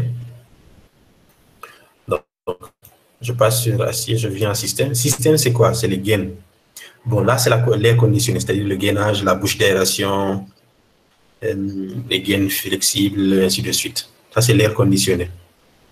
Ensuite, ici, on a la canalisation, c'est-à-dire tout ce qui est plomberie, les appareils sanitaires, les sprinklers, c'est-à-dire les trucs pour éteindre le feu, et ainsi de suite. Là, vous avez les fils électriques, les fils en arc, fils cannelés, machines de fil et chanfrein. Ici, vous avez des chemins de câbles. Dans les grands bâtiments, en fait, on ne place pas les fils comme ça, on les place dans un chemin de câbles, c'est-à-dire qui sont dirigés dans ce chemin de câble-là pour pouvoir modéliser notre bâtiment. Donc ça, ce sont ces chemins de câbles-là. On peut les placer et placer des fils à l'intérieur. Ça, ce sont les conduits. Là, on a les équipements électriques. Ça, c'est-à-dire qu'on a les transformateurs, les disjoncteurs et ainsi de suite. Donc, vous avez remarqué que dès que j'ai cliqué sur ça, il m'a dit aucune famille d'équipements électriques n'est chargée dans votre projet. Parce que je suis dans un gabarit architecture. Donc, quand vous retrouvez ça, quand vous dites qu'on voit qu'aucune famille n'est chargée et que vous voulez forcément utiliser, ce n'est pas un problème. Vous avez la manière d'importer les éléments à l'intérieur. Ici, on a les appareils, les alarmes, les éclairages, les téléphones, les installations électriques, c'est-à-dire les prises. Vous avez les luminaires, c'est-à-dire tout ce qui est lumière et autres. Jusque-là, vous comprenez. Donc, on a trois éléments principaux. Architecture pour faire de l'architecture, dessiner tous les éléments. Structure pour faire de la structure, mettre tous les éléments structurels qui reprennent des charges. Système pour faire tout ce qui est air conditionné, canalisation ou électricité. Donc, je vois que j'ai une question. Non, je n'ai pas de question. N'hésitez pas à m'arrêter si jamais vous avez un truc que vous n'avez pas compris. Donc ici, dans Insérer, vous voyez que vous avez des liés et des importés. On a par exemple lié un fichier Revit, lié IFC, lié CAO, lié la topographie. Ici, on a importé un CAO, ainsi de suite. Ça, c'est quoi? Lié, ça veut dire que, imaginons qu'un architecte ait fait un plan AutoCAD ou un plan SketchUp. Vous prenez ce plan, vous utilisez lié avec Revit. Donc, vous allez mettre le plan ici. S'il modifie le fichier sur son ordinateur en France, là-bas, vous allez avoir une notification qui va vous dire que ce fichier a été modifié, le mur a été déplacé, ainsi de suite. Est-ce que vous voulez accepter ces modifications-là? Donc, vous allez travailler en collaboration. En gros, si vous êtes ingénieur structure et que vous avez un plan architectural, vous pouvez déjà commencer à travailler dessus. Dès qu'il va modifier, votre plan va se modifier si vous avez lié. Si vous avez juste importé, c'est comme si vous avez coupé le fichier et que vous avez posé totalement dans Revit. Donc, même s'il modifie chez vous, chez lui là-bas, ça ne va pas se modifier chez vous. Okay? Donc, ici, on a un PDF. C'est-à-dire qu'on peut prendre un PDF. Genre, on a imprimé un PDF ou quelqu'un a dessiné un truc PDF. On l'importe ici et il va se transformer en trait AutoCAD. C'est-à-dire que ça sera un plan de bas en bas qu'on pourra modifier, déplacer les lignes, ainsi de suite, côté, ainsi de suite. Ce ne sera plus un PDF, mais un fichier DWG AutoCAD. Les images, la même chose, on peut faire ça, et ainsi de suite. Donc là, on a chargé la famille, c'est-à-dire qu'on peut prendre un élément structurel, le mettre dans un truc architectural. Et oui, Audrey, pour lier le fichier, en fait, tu as besoin d'Internet. En fait, le fichier en question, il va être sur un drive, par exemple sur Google Drive. Il va le mettre dedans et vous allez utiliser le lien, en fait, Donc, dès qu'il va faire une modification, dès que le fichier va changer, vous allez recevoir la modification chez vous. Mais vous avez besoin de le mettre en commun quelque part.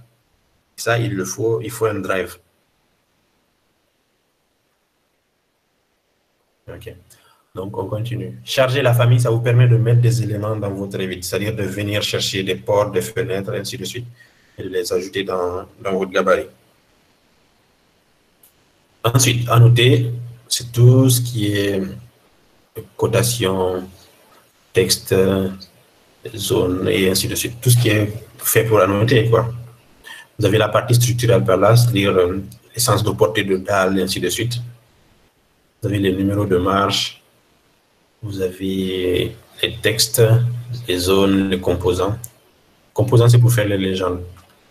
Et là, par exemple, vous avez les codes d'élévation, les codes d'inclinaison, c'est-à-dire si vous avez une pente, ou si vous avez des trucs. Et un nouveau truc, ça, c'est les codes de coordonnées. Par exemple, vous avez un point A qui a un X et un Y. Vous allez donner sa coordonnée, vous allez dessiner votre bâtiment, et il suffira de prendre ça, d'aller n'importe où sur votre carte et vous aurez la cotation, la coordonnée exacte de ce point-là. Donc, on a les lignes de détail et ainsi de suite. Analyser, c'est tout ce qui est les calculs, conditions d'appui, les charges, les combinaisons, les cas de charge et ainsi de suite. Volumétrique, c'est tout ce qui est topographie ou bien faire des murs, des systèmes rideaux. C'est-à-dire, c'est quoi les murs de système rideau? Quelqu'un le sait ou pas? Bon, je réponds directement. Vous voyez, des fois, il y a des bâtiments là avec une grande façade en vitre. C'est exactement ça. C'est une vitre qu'on va quadriller et on va la transformer en façade, quoi. Donc, ici, on a la surface topographique, on a les parkings, et ainsi de suite. Donc, collaborer, ça c'est surtout si vous voulez travailler en collaboration avec d'autres personnes. C'est comme ce que Audrey a demandé tout à l'heure là. Est-ce qu'il faut que ça soit en commun avec l'architecte? Oui, c'est le cas. Il faut mettre les paramètres de publication, ainsi de suite. Donc, ça, on verra ça plus tard. Donc, dans la partie vue, c'est tout ce qui est à coupe, tout ce qui est à rendu, vue 3D, les élévations, les légendes. En fait, tout ce que vous pouvez voir dans votre bâtiment, ça viendra ici. Une fois que vous activez quelque chose, ça viendra se ranger ensuite ici. Okay? Mais l'idéal, en fait, ce que vous devez comprendre, c'est que en haut, ici, vous avez les onglets. Ça, c'est pour travailler. Vous avez les propriétés qui sont là pour vous guider. Par exemple, si je clique sur ce mur, j'ai ici décalage inférieur 0. Contrainte supérieure, le mur, il va jusqu'au R+1, R+2, c'est moi qui choisis. Donc, si je vais jusqu'au toit, par exemple, il va aller jusqu'au toit. C'est ça les propriétés qu'on peut changer. Ici, c'est les arborescences, comme je disais, c'est-à-dire que tout ce qui est vu de votre plan. Maintenant, il y a un dernier truc, il y a une dernière fenêtre, en fait. Enfin, il y a deux dernières fenêtres. Donc, si je prends par exemple, on va dire un mur. Si je rentre dans voilà, dans les murs, je vois qu'il y a un truc qui apparaît là en vert.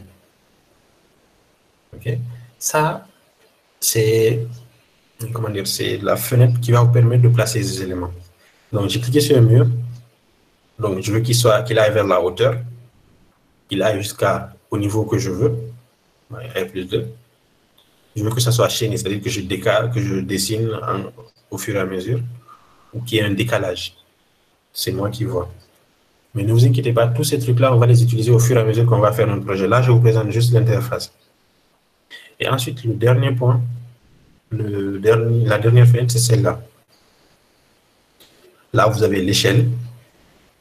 Vous avez les niveaux de détail, c'est-à-dire qu'un mur peut être bien dessiné ou bien dessiné faiblement. Là, par exemple, peut-être que je pourrais faire ça avec ça. Voilà, si je fais faible ici, donc les couleurs disparaissent. Si je prends ombré, qu'est-ce que je fais? Couleur uniforme, il faut que je mette d'abord là. En fait, au fur et à mesure que vous dessinez, vous pouvez choisir la manière dont les trucs apparaissent. Là, vous avez les petites lunettes pour cacher un élément. Et là, vous avez d'autres éléments comme le soleil, mettre les ombres, et ainsi de suite.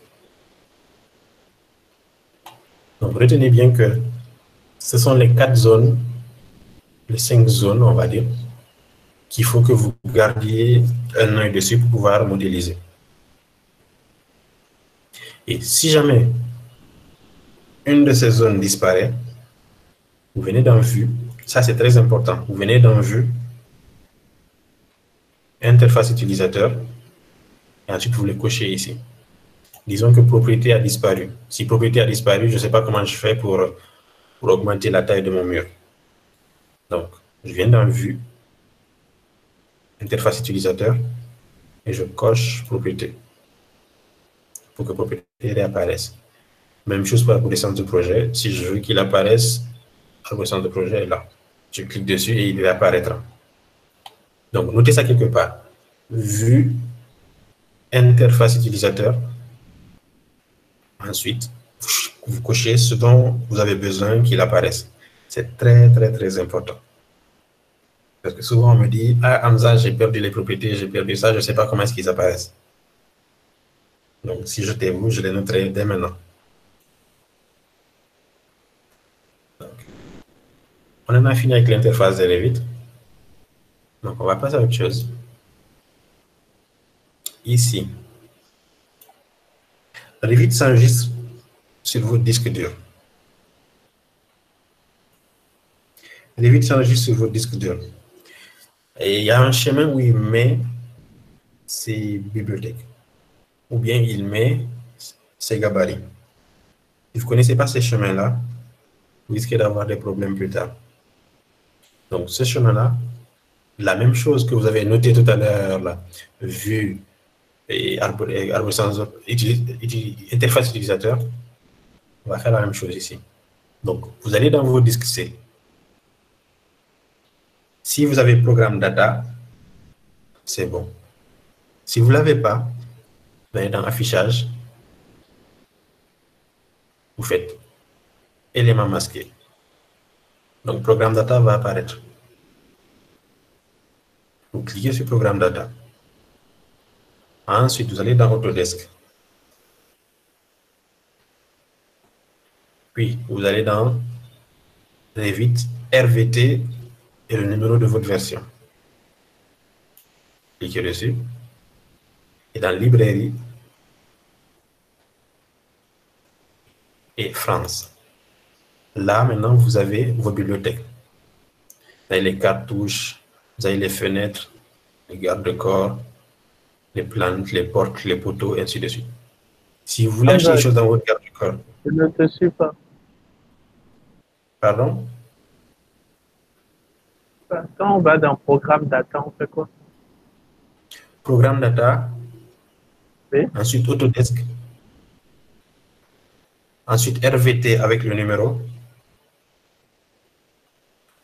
Librairie. France.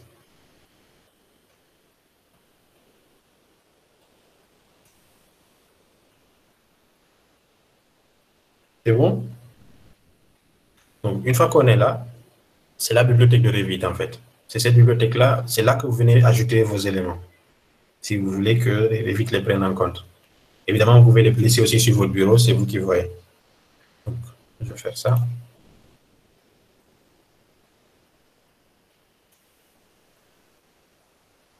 Et puis ça.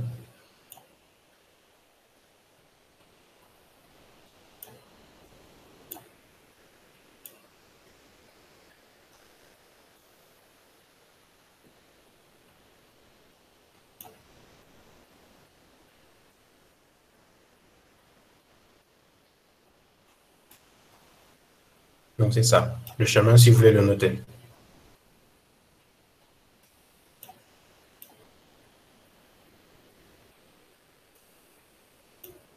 C'est bon, tout le monde a le chemin? C'est vraiment important de noter le chemin là.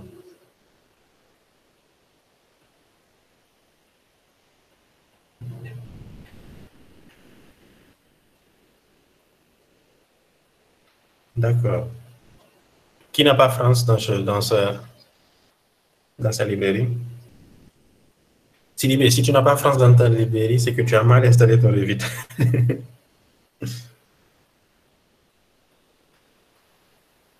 Donc, ceux qui ont mal installé le Revit, c'est pas grave. Je vais vous donner en fait un petit programme qui va réarranger ça après plus tard. Mais écrivez-moi si vous n'avez pas ce France-là dans votre truc.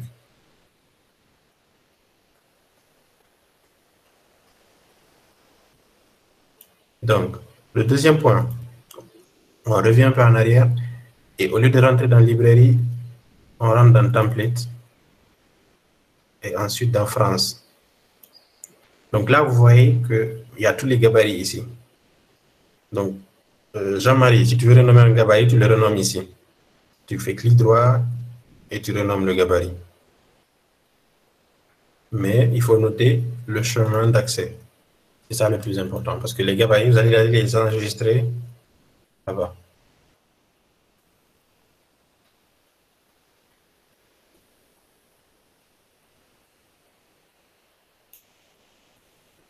OK. Voilà le chemin pour le gabarit, le chemin pour la librairie.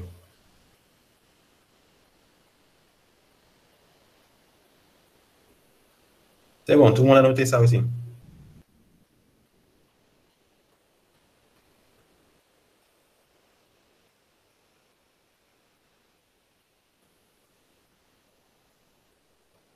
OK. Donc, vu que personne ne répond, je suppose que c'est bon. Et ensuite, il y a un dernier chemin. Je vais vous montrer. Disons que je prends un matériau ici. Ça, par exemple, carrelage de pierre.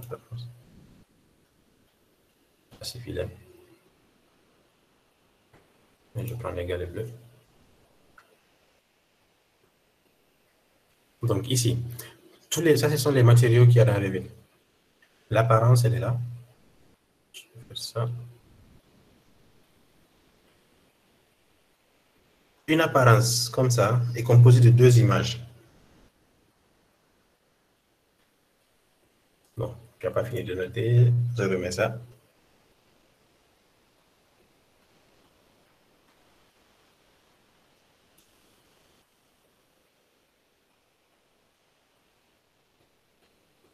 Dépêche-toi, Audrey.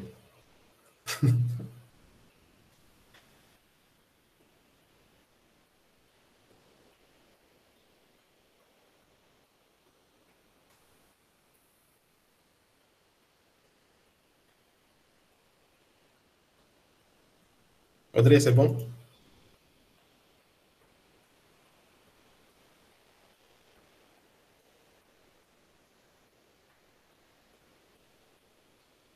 OK, parfait.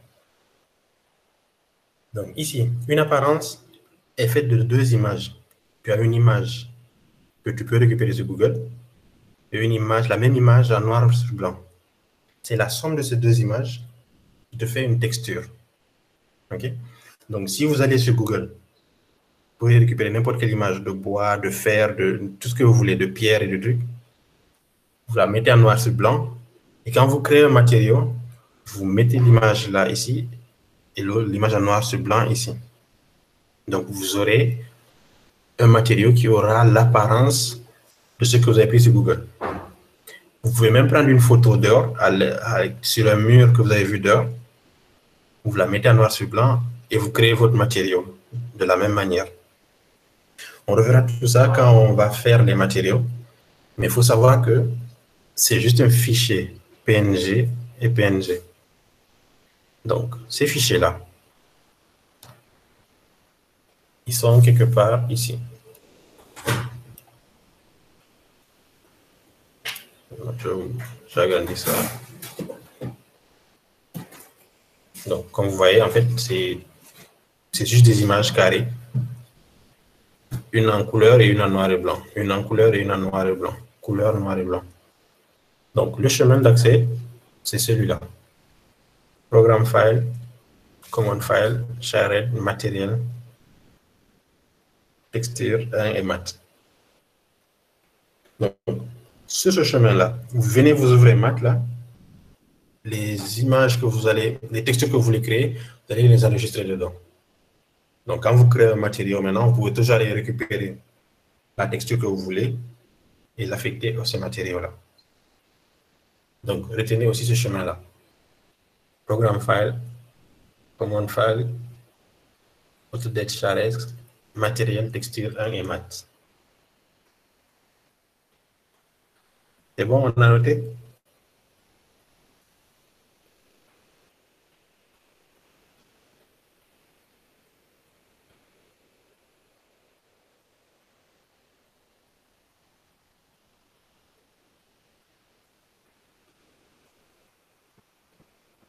Hello?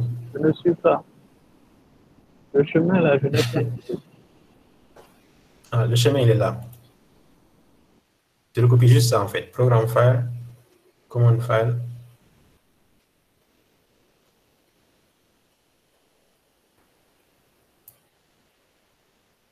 C'est quand on a du mal à lire ces écritures-là.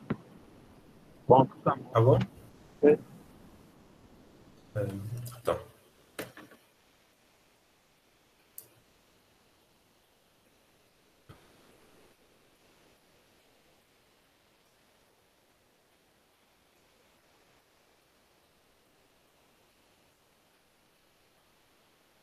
Non, tant pis, j'allais faire moi-même le chemin.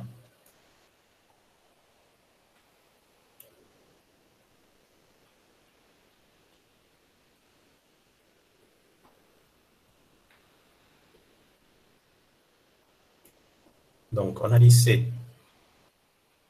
Programme. Ensuite, c'est Autodesk Share, je pense. Et command file d'abord. Command file Autodesk Share. Share. Matériaux, texture.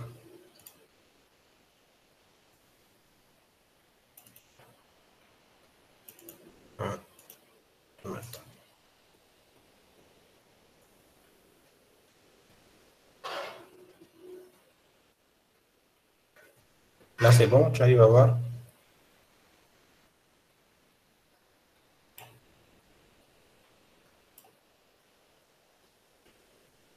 Évidemment, moi, j'ai revu 2020. Si vous avez remis 2019, vous mettez 2019.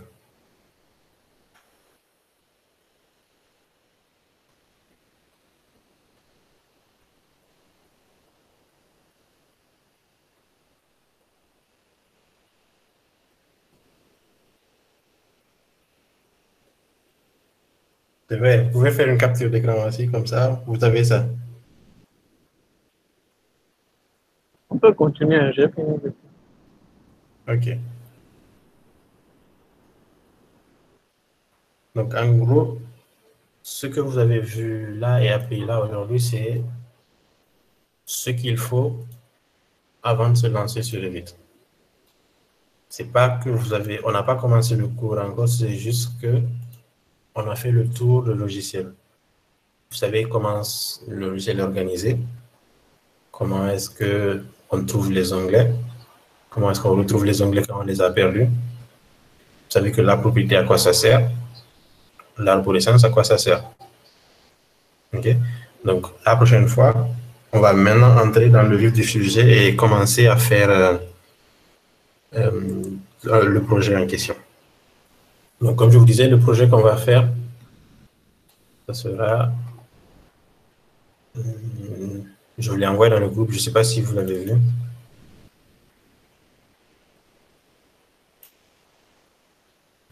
Projet...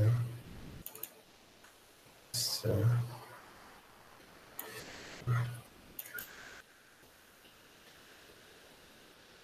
Okay, ça sera celui-là. Donc, on va faire une partie de topographie, on va faire un mur avec des tours, comme ça. On va mettre un balcon. On va mettre des vitres ici, une porte dans les vitres. On va mettre un sol en bois et ainsi de suite. Donc, le projet qu'on va réaliser, ce sera celui-là. Ne vous en faites pas, il n'est pas trop difficile.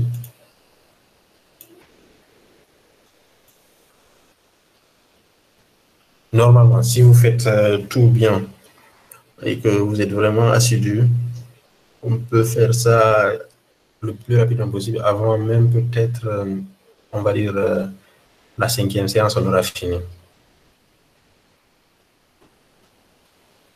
C'est bon pour vous? Oui. Parfait. Donc pour aujourd'hui, on va s'arrêter là. Et si vous avez des questions, bien sûr, vous posez-les que je y réponde maintenant. Sinon, on va s'arrêter là aujourd'hui. Vous allez assimiler tout ça et on va continuer demain.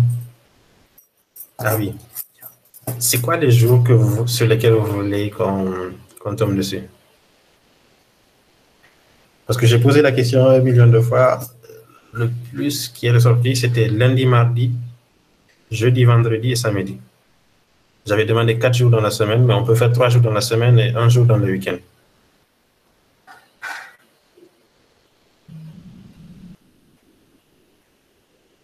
Donc, si tout le monde est d'accord, moi, je vous propose de faire, comment dire, lundi, mardi, vendredi, samedi. Et du coup, entre mercredi et jeudi, vous avez le temps de vous exercer.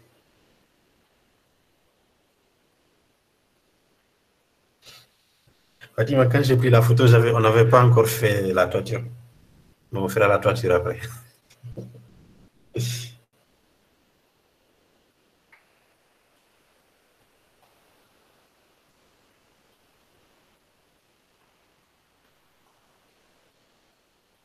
Alors, toujours pas de questions?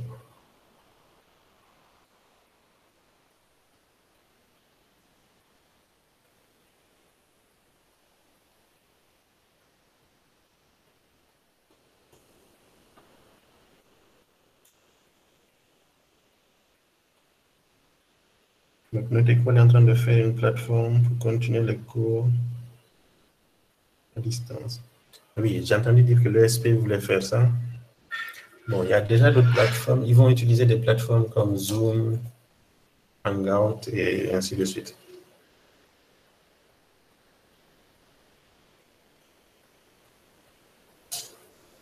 Alors, pas de questions concernant le projet?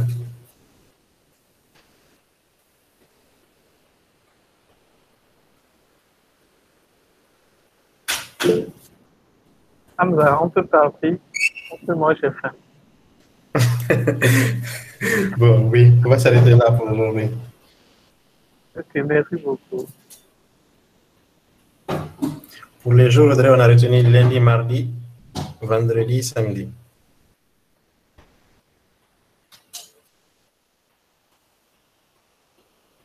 Donc, vous avez demain pour installer le logiciel et ensuite on continue vendredi. Hamza, pareil heure, hein? 20 heures. Oui, 20 heures.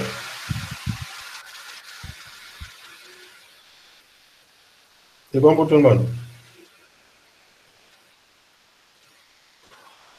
Donc, je vous dis au revoir et à vendredi.